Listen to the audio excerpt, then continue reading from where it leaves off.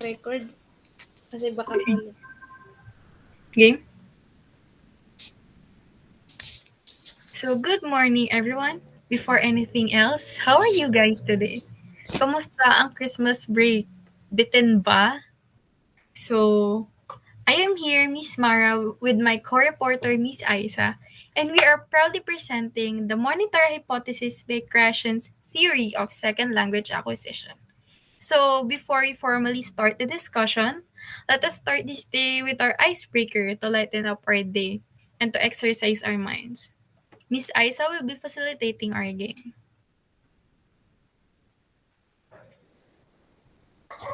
Thank you so much, Miss Andrea. Now for our icebreaker, we have here the jumble game. As we all know, the jumble game composed of jumbled words, and then we are going to base our answers in the clue. So we have here the clue. Any language that a person uses other than a first or native language. What do you think is the word it refers?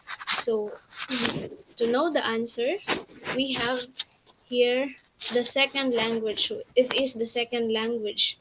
So next, so these are possible ideas about language rules that learners form as they receive information. So the answer is hypothesis. And the third one, it refers to the process of assimilating a language non-consciously through exposure to that language rather than by formal instruction, conscious understanding of rules, etc. And the answer is acquisition. Now let us all take note that these terms mentioned are we are going to encounter these words throughout our discussion. Now, let us proceed to our lesson. Now, let me introduce Stephen B. Krashen. Stephen is an American linguist who proposed the theory of second language acquisition, which includes five hypotheses, namely acquisition learning hypothesis, monitor hypothesis, natural order hypothesis, input hypothesis, and affective filter hypothesis.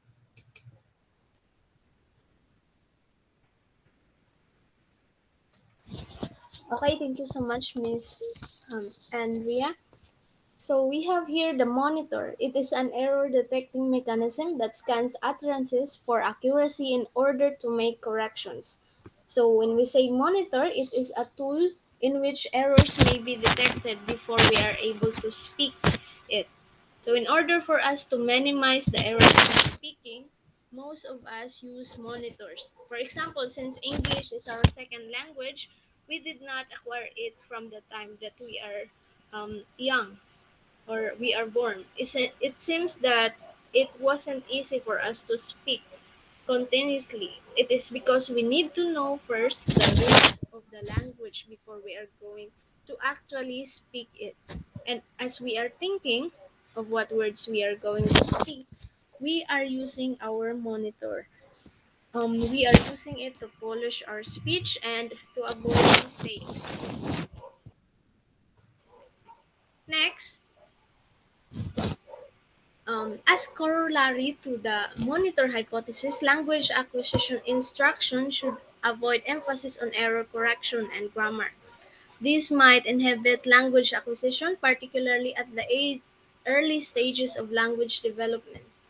So here, the language acquisition means that in monitor hypothesis, it does not actually it does not give emphasis to the correction of grammars. Ang mas focus po nitong language acquisition is the fluency or how continuous ang flow ng pagsasalita ng speaker. So it also asserts that a learner's learn system acts as a monitor to what they are producing. So yung learner's learn system or yung conscious natin na knowledge, siya yung nag-act na monitor to correct our grammars while we are speaking. Next, so The monitor hypothesis, it explains the relationship between acquisition and learning. So let us all take note that when we say the rule of acquisition here in monitor hypothesis is that it focuses on the individual utterances or yung pagsasalita. While on the other hand, yung learning, nag-focus siya doon sa monitor kung sa isip natin na kung tama ba itong sasabihin natin or mali ba. So, yan yung focus ng learning. Pagdating sa acquisition, fluency niya or yung utterances na magkaroon ng flow na maganda.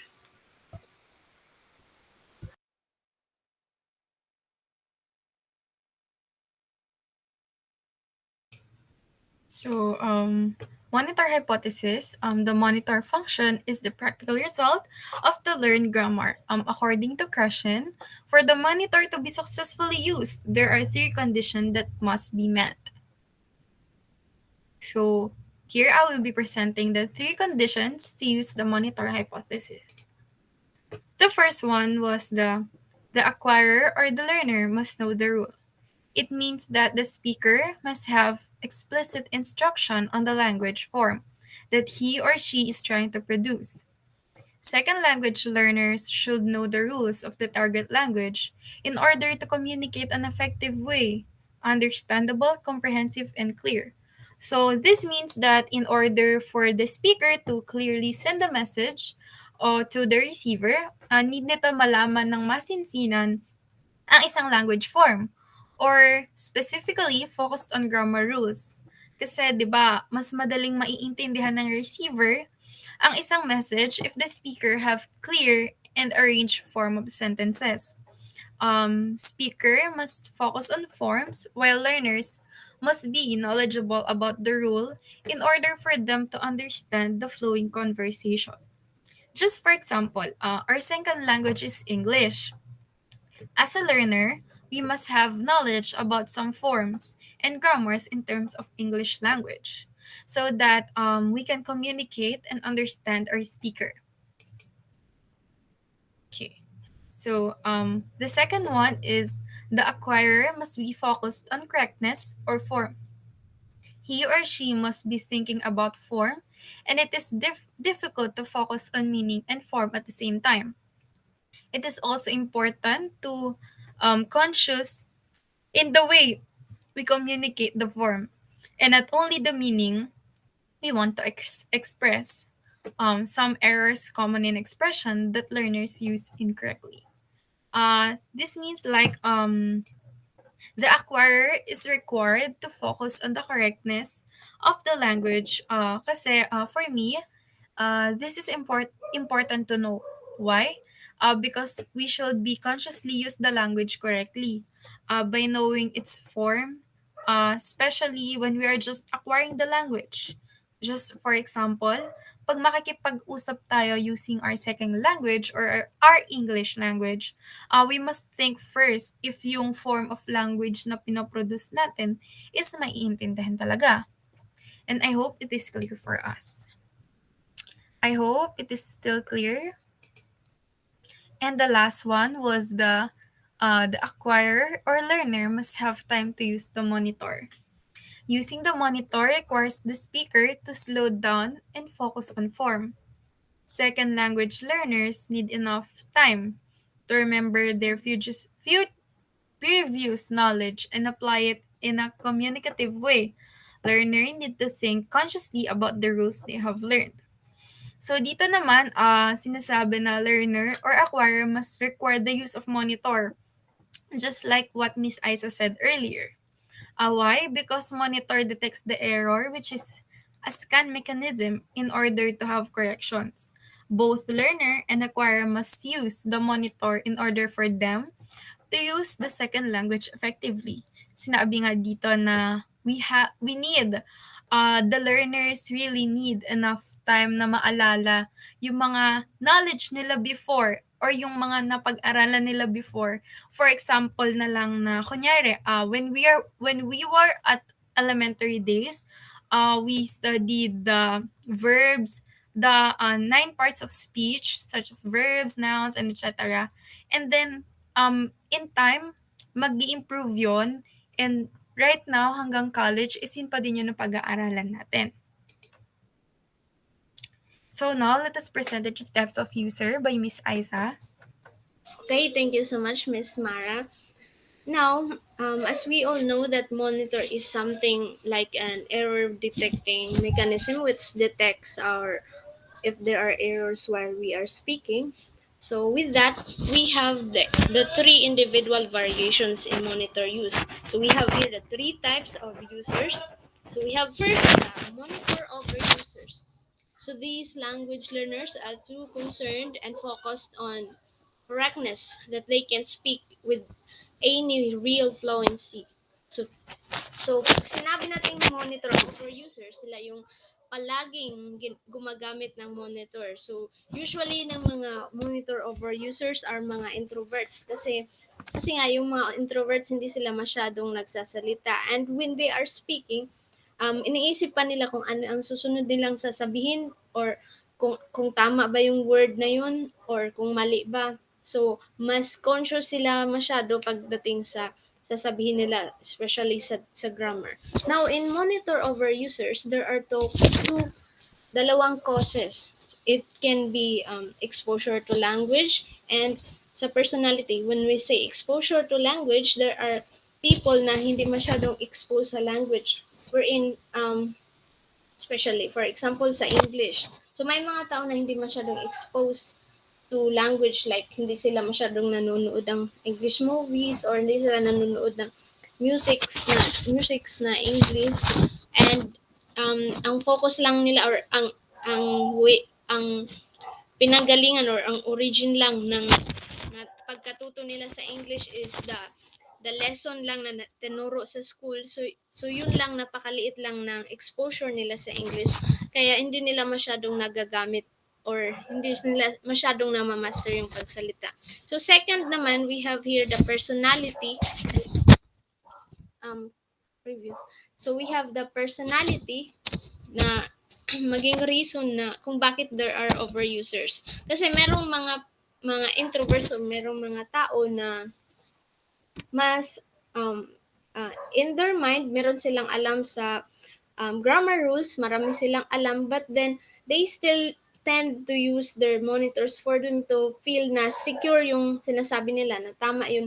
So they have to think it further para mas tama yung ma-sure talaga nila na tama yung sinasabi nila. So here we have here the characteristics of monitor over users. So first, they know many of the rules of the English language. So usually ng mga overusers, marami silang alam pagdating sa English language. Yung mga introverts, marami silang alam. But then, bakit kaya na, why is it na, kung marami naman silang alam, bakit nahirapan sila pagdating sa fluency? So it is because, hindi nila masyadong na-apply or hindi nila masyadong na-practice yung natutunan nila na mga rules. It's because yung mga introverts or mga overusers, hindi masyadong nagsalita, hindi masyadong napapractice or hindi masyadong na-express nila yung natutunan nila. Next, they are not able to communicate in speech. So yun na nga sinasabi ko, yung mga introverts or overusers, hindi sila masyadong nakipag-usap. That is why hindi sila hindi nagagamit pag communicate nila, hindi nagagamit yung mga rules. And then third, their written English might be quite accurate. So as we can observe, majority or napakarami ng mga introverts or mga overusers ay mas magaling pagdating sa writing at compared sa mga ibang sa mga extroverts na mas magaling sa vocal, ang mga introverts ay mas maalam pagdating sa writing, mas alam nila yung mga grammar rules. Kaya mas maraming, as we can observe, yung mga writers, mga famous writers are usually introverts. Fourth is that they don't have speaking fluency because they are too concerned with being grammatically correct. So, itong mga overusers, hindi talaga sila fluent masyado. It is because um, conscious sila masyado pagdating sa grammar nila kaya takot sila magkamali sila So, yun, masyadong hindi madire-diretso yung pagkakasalita nila. And then lastly, when speaking, these language learners make many pauses, repetitions, and speech repair. So, as we can observe, itong mga tahimik na tao, paulit-ulit or pautal-utal, kasi nga takot silang mali yung word or mali yung term, mali yung grammar na sinasabi nila while they are speaking. Next, so the second type of monitor user is that we have here the monitor under users. So these language learners are not focused on correctness because they have not consciously learned that rules or because they have decided not to use their conscious knowledge of the target language. So when we say under users, usually ang mga example ng under users are the extroverts. It is because they are focusing mainly on the message and not the correctness of their grammar. So they don't care about the grammar if tama ba yun or mali. As long as na-express lang nila yung message na gusto nilang sabihin. Next, so these are the common qualities of the monitor under users. First is that they don't have the monitor under any conditions even when they have the opportunity. So they don't use, hindi nila masyadong ginagamit yung monitor nila even if pwede naman nilang gamitin.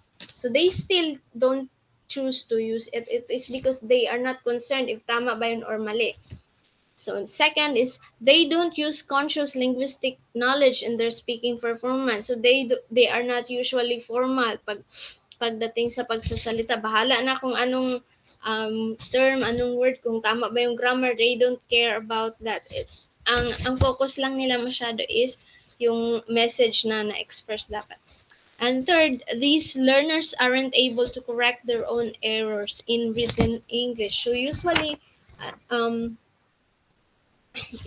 daw, itong mga under users or mga extroverts ay hindi masyadong concerned pagdating sa writing. Hindi sila masyadong concerned sa mga errors nila pagdating sa writing. Compared sa overusers which are very conscious of their grammar, mas magaling ang overusers kaysa underusers pagdating sa writing.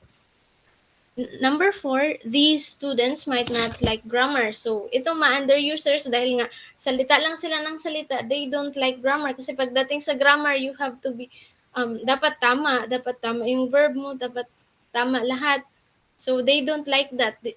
Gusto nila dire-diretso, ayaw nila yung kailangan mo pang isipin kung tama ba o mali. Next, they believe that grammar rules are important but hardly used when they speak. So, lahat naman tayo nag-iisip or nasa isip naman natin na tama talaga, dapat talaga na tama yung grammar natin. But then, sila, they find it hard to use it, yung mga grammar rules. Kasi nga, nakasanay nila na directly lang sila magsalita, fluently sila magsalita, and they don't care about using correct grammars. Kaya hindi masyadong na-practice yung paggamit ng tamang grammar. And then, next, these learners tend to rely on instinct to spot errors in their second language performance. So dito, compared natin sa overusers, yung mga overusers, meron silang marami talaga silang pundo na alam when it comes to grammar rules, yung mga English rules, alam nila na kaya nila i-correct yung mali nila with their knowledge. While the underusers, yung binabasihan lang ng mga underusers are their instinct or yung feeling nila kung I feel ko to tama or I feel ko tama to ganun. So feeling lang nila ang binabase nila pagdating sa corrections ng pagsasalita. So lastly, these students are not embarrassed to make mistakes. So as we can observe, majority of the people who are fluent or yung mga tao na dire-diretso magsalita ay hindi nila masyadong fino-focus kung tama ba or mali. At hindi rin sila nahiya kung tama ba yun or mali. Basta as long as yung message nila ay na-deliver nila ng tama.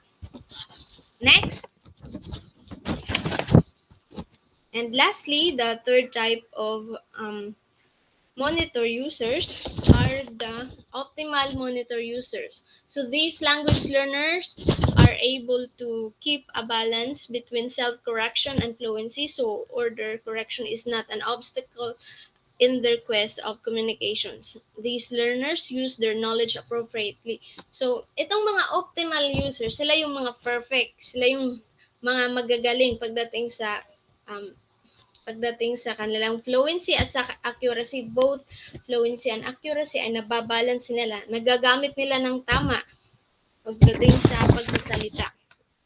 Next, so these are the common characteristics of optimal monitor users. First, they have fluency and accuracy when they speak or write. So both writing, mapa-writing man yan or mapa-speaking, they are good.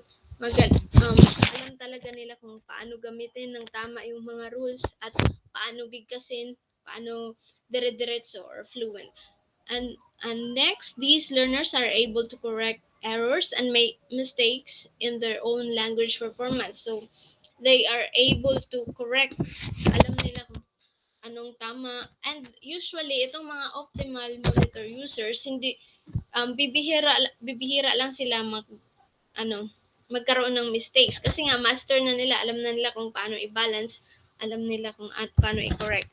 And lastly, they know the rules and use them when they communicate. So, every time they communicate, alam nila yung rules, kaya perfect yung pagkakasabi nila at fluent and also accurate. So, thank you, Miss Isa. Ang next naman is ang difficulties in using the monitor. Okay, so the first one is knowing the rule. This is difficult condition to meet because even the best students do not learn every rule that is taught, cannot remember every rule they have learned, and can't always correctly apply the rules they do remember. Furthermore, every rule of a language is not always included in a text nor taught by a teacher. So, sabi nga na it is hard to focus in the role in terms of acquiring or learning the second language. Since minsan kasi, di ba, hindi natin nami-meet yung expectation natin sa pagpoproduce ng language. Just like, for example, myself, I cannot claim that I am good in using my second language kasi there were always errors in terms of its forms and grammars, especially when we are just acquiring it compared when we are learning it. At saka hindi naman palagi na napaperfect natin at natatandaan natin lahat ng naturo sa atin, di ba? Kasi there are some point of our lives na minsan yung dating napag-aralan natin, hindi na natin siya natatandaan ngayon. Kaya parang kailangan pa natin yun i-rephrase or i-revise sa utak natin at pag-aralan ulit in order for us to remember the rules. So isa yun sa difficulty ng monitor kasi hindi lahat ng tinuturo sa atin is natatandaan natin as in detailed by detailed. We can remember some but not all. So the second one was having time to use the monitor. There is a price that is paid for the use of the monitor.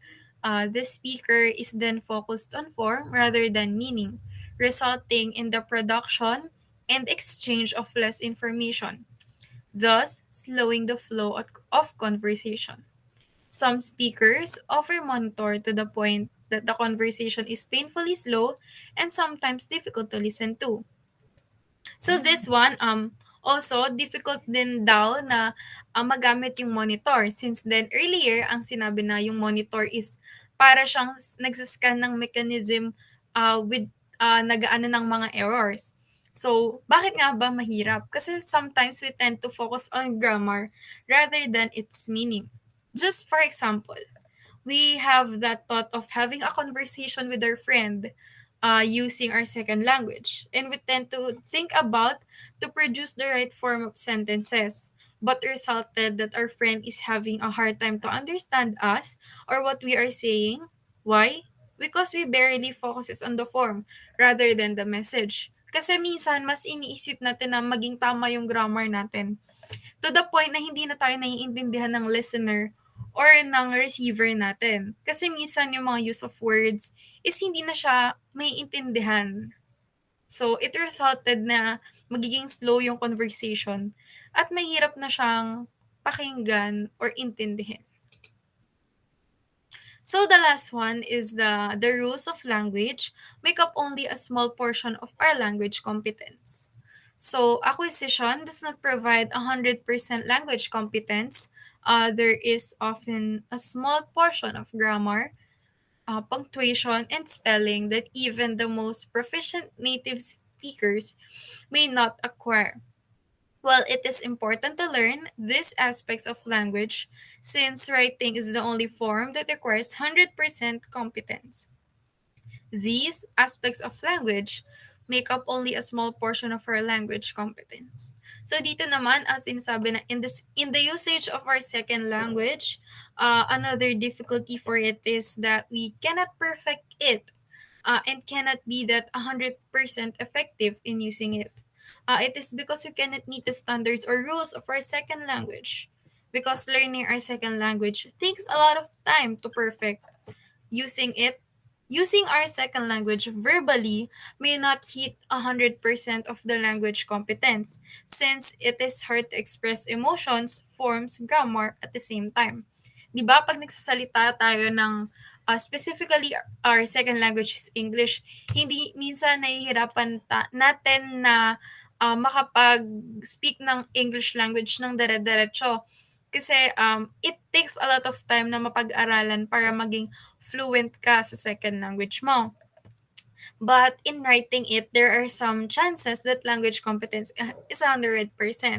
Kasi 'di ba when we are writing or like composing something, mas nakikita kasi natin yung sinusulat natin and mas malalaman natin yung mga errors at yung mga kailangang i-revise at nakikita kasi natin kung ano yung mga dapat na itama sa grammars, forms, and punctuation at mas na-express yung knowledge through writing. Yun nga lang, sa writing is hindi natin na-express ng emotions kung ano yung dapat nating sabihin. So, yun. Okay. Now, let us sum it all up, Miss Isa. Okay, thank you so much, Miss Andrea. Now for our summary, we have here the topic monitor hypothesis, and this means that it the monitor hypothesis explains the relationship between acquisition and learning. So we have learned both acquisition and learning have the rule in monitor hypothesis. So it has three conditions for monitor hypothesis. We have here the time, the focus on form, and the know the rule. And there are also three individual variations in monitor hypothesis. We have here the monitor over users, monitor under users, and optimal monitor users. So to apply it to our classroom, to apply monitor hypothesis in the classroom, we can ask individual students questions. So while in the classroom during our discussion, we can ask individual questions. So it may be kung sa tingin mo kung ano lang yung kayang mental or kayang i-understand ng estudyante. So dapat alam mo yung or individual kumbaga yung question, hindi pang generic kasi iba-iba naman ang understanding ng estudyante at self-reflection. So second is maybe we can give essays. So pwede nating um, bigyan ng assignment like essays para ma-develop or maayos or magamit nila yung internal monitors nila. And lastly, we can teach grammar to students with relation to their age. So, as we all know, while we are in our elementary days, hindi tayo masyadong tinuruan ng strict grammars or kumbaga inintroduce lang sa atin. Now, pagdating natin sa high school, doon na tayo masyadong ini-strict. Kumbaga, kailangan alam natin yung subject-verb agreement, ganun. So, that is a good um, good move or program ng DepEd na alam natin or inalam nila yung mental capacity natin sa pag-understand ng mga ng rules in English. So, ayun. So, to sum it all, this monitor hypothesis by Krashen, for me, is relevant to study. Why? Because monitor hypothesis define that relationship between acquiring and learning the second language. Just like in the three conditions stated that there were different conditions for the learner and the acquirer, which can be a guide to an effective language usage. Just like Miss Isa said earlier, that acquisition focuses on fluency while learning focuses on accuracy and grammar correction. So before we end this meeting and this discussion, I want to leave some quotes from Mr. Stephen D. Krashen that people acquiring a second language have the best chance for success through reading. So alam niyo na, magbasa-basa na daw tayo. So, ayun. So that's all for today. Thank you for listening. Thank you and God bless. Okay, thank you so much, Miss Mara. Thank you so much for listening. We hope that you learned something from our discussion for today.